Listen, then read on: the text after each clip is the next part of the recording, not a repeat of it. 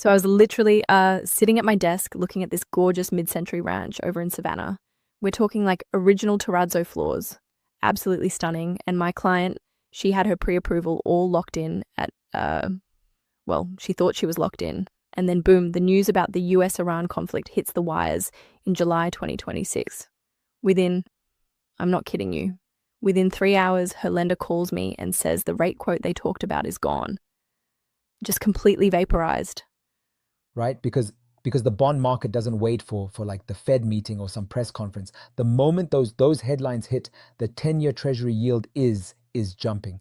Lenders, they are repricing mortgage-backed securities in real time, literally in minutes, to protect their own margin. But it's so unfair to the buyer.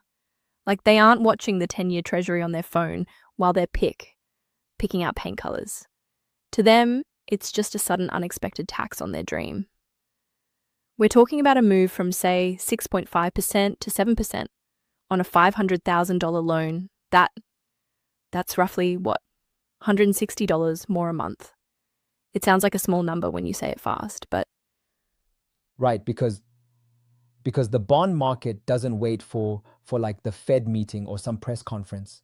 The moment those headlines hit, the 10-year treasury yield is jumping.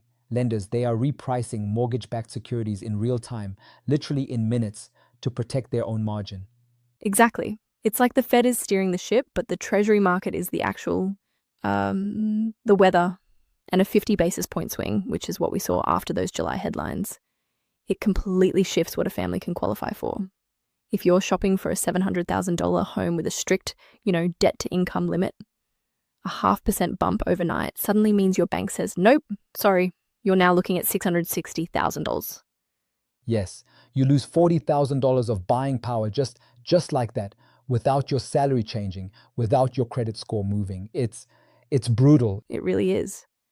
I had this sweet couple, the Millers, they had been searching for, easily 9 months. We finally found this house with this perfect wraparound porch. Just beautiful. But their rate lock had expired literally 2 days before. They had to walk away, not because they didn't love the house, but because that 50 basis point shift meant their monthly payment went past what their debt to income would allow. They were devastated.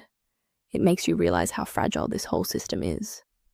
But but this is the mistake buyers make. They try to time it. They think, "Oh, I'll wait until rates drop to 5 to 5."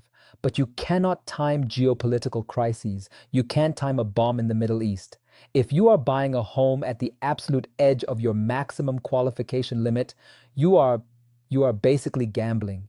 You're gambling that nothing bad happens in the world for the 45 days it takes to close. So, what's the lesson then? Are we telling people they need to build in a geopolitical buffer when they're shopping? Like, if you qualify for $700,000, only look at 650.